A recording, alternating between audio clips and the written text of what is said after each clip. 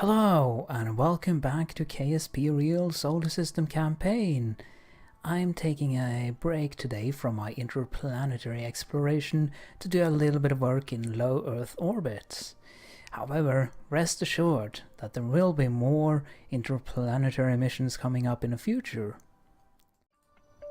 What I wanted to do today is something I've been wanting to do for a while now, which is to test the feasibility of launching a shuttle in with the Real Solar System mod and Realism Overhaul. It is not something I've tried before, so I was curious to see whether I could pull this off and how difficult it would actually be. This particular space shuttle mission is not carrying any kind of payload really, but it certainly has a decent payload capability with a small cargo bay, and it could carry a satellite or a small probe or something like that. I also wanted to take you through some of the design decisions I made for this particular shuttle and how it's put together. And you can also watch the launch of the shuttle itself in the bottom right corner of the screen. The first major design decision I made was with the engine configuration. You can see that I have two big solid rocket boosters on the side of a large main tank. Now this might look similar to the actual US space shuttle design, but you can see that the main engines are attached at the bottom of the main fuel tank and not at the bottom of the space shuttle. Now that is more similar in fact to the Russian shuttle, the Buran, which had a separate launcher called the Energia launcher, and it was basically a big fuel tank with side boosters and then the main engines on the tank itself, and the main engines would be discarded for each flight, whereas on the American space shuttle they reused engines. Now I do have two small engines here on the bottom of the shuttle, but those engines are just for orbital maneuvering really. I am using the trusted J2 engines here, 4 of them on the main tank, and they are of course using liquid hydrogen and liquid oxygen. I haven't unlocked the space shuttle main engines just yet, so these engines will have to do until I unlock some more powerful purpose-built shuttle engines, but they do work just fine, and I can also unlock some more powerful SRBs in the future, but they did their job as well, and you can see that I almost have 11 kilometers of delta V here. Now, the critical part of the engine design is to ensure that the center of thrust and the center of mass are aligned correctly. So if I bring up these indicators here, it is crucial that the center of thrust points roughly through the center of mass, and they don't have to be exactly aligned because the gimbaling on the engines can make up for some disparities.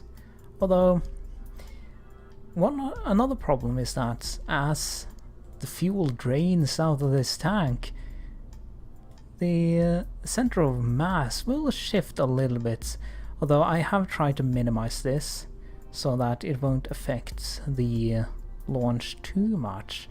And the same is true for solid rocket booster as well. Once they drain out of fuel, the center of thrust and center of mass will shift a little bit, and you can see that the solid rocket boosters are actually pointed at a pretty severe angle here, and that is not something you see on the US space shuttle. But again, it's done to balance the spacecraft out and make sure it doesn't flip over while in flight.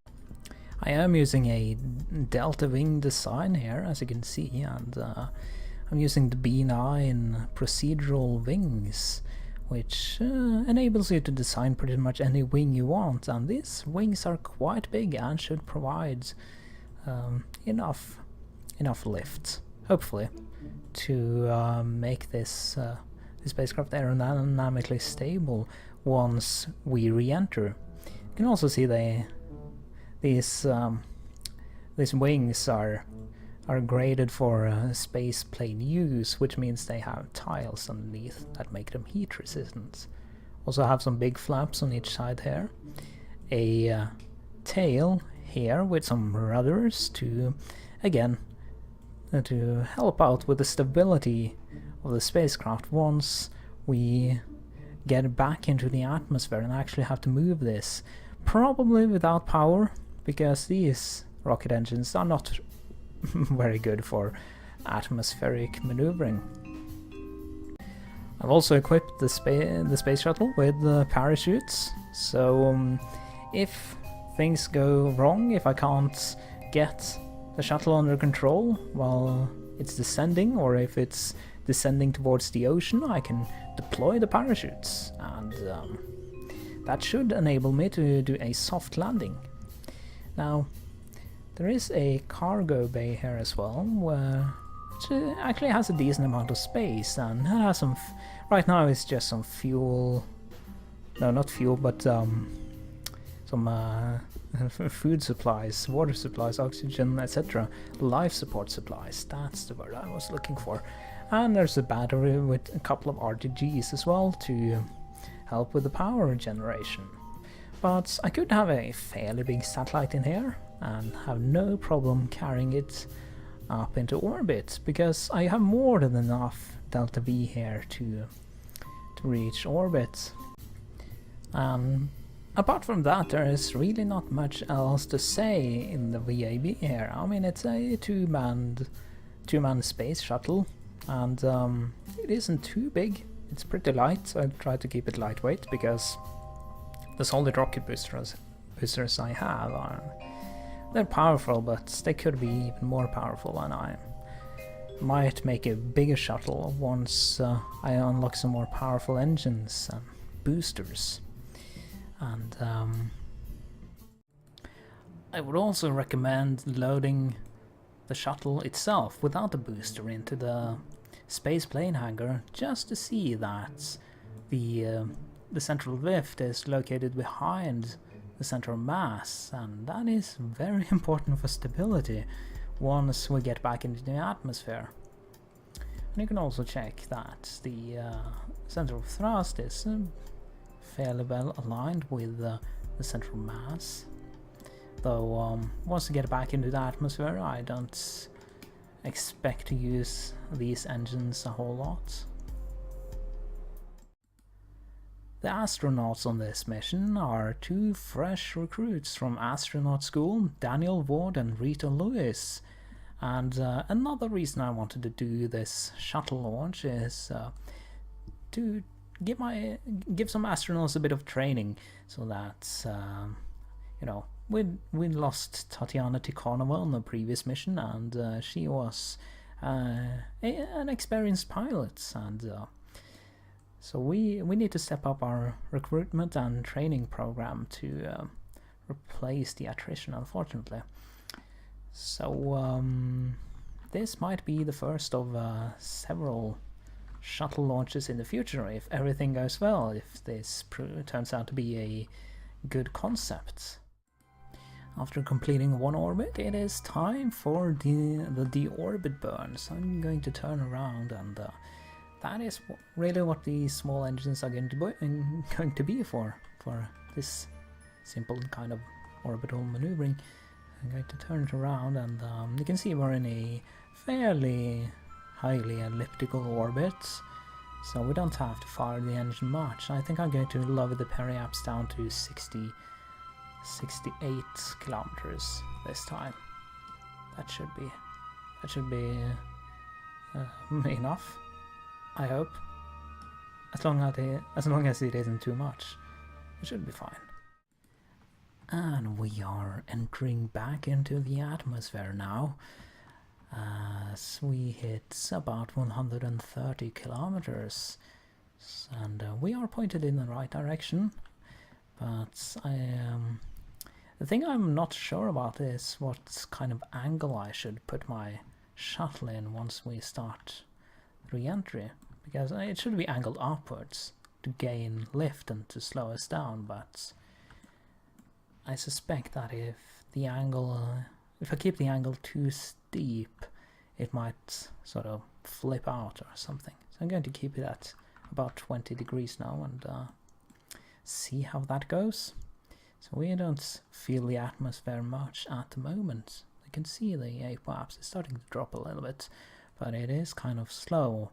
Not really going to hit to really get a feel of the atmosphere before it hits maybe 80 or 90 kilometers, somewhere around there, I think. And as we get down to 90 kilometers, you can see the heat effect starting to show on the spacecraft, and I can certainly feel the atmosphere now with the controls.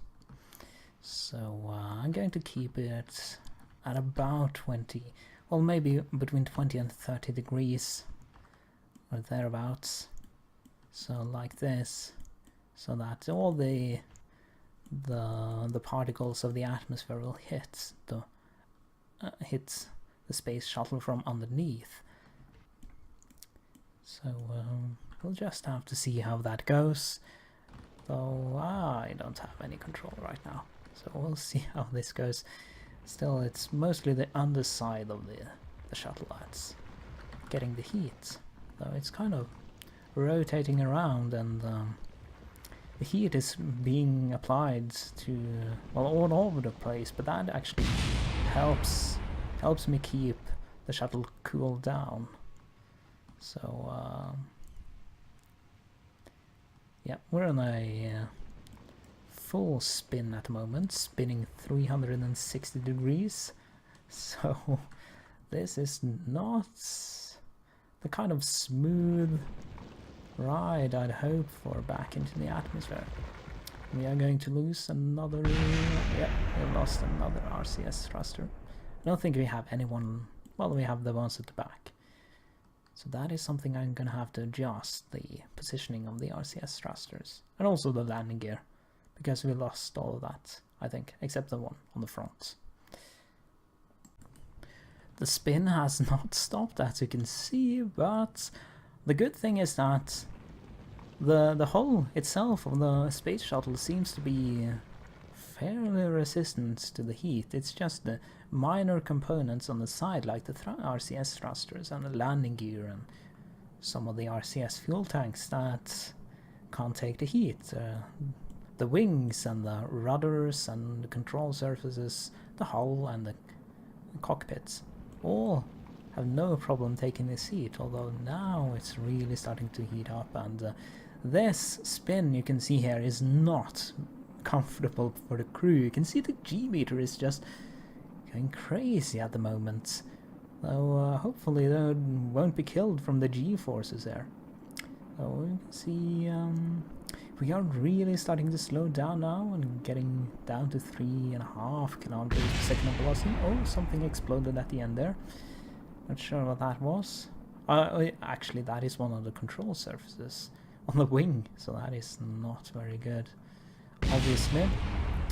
And there we lost the other control surface as well. So, but that is simply due to the complete instability of this shuttle while it's re-entering. So I'm gonna have to do a little more research on this and figure out how to design this without, you know, it going crazy. And hopefully it will get us 10 meters per second before we hit the water. Oh, that is a bit fast actually. 16 meters per second. Hopefully, yeah. The engines were destroyed in the impact, but it floats well, and the shuttle is intact. So it was kind of a messy mission, but it still worked out fairly well. So time to get back to the VAB. Now that we have a at least somewhat successful shuttle design, I think we really ought to put it to use doing a proper mission. So I've designed a probe with lots of different scanning equipment that will go to the moon and perform scientific experiments, gather scientific data that we haven't been able to gather yet, even though the moon is not really the most ambitious target I've had so far.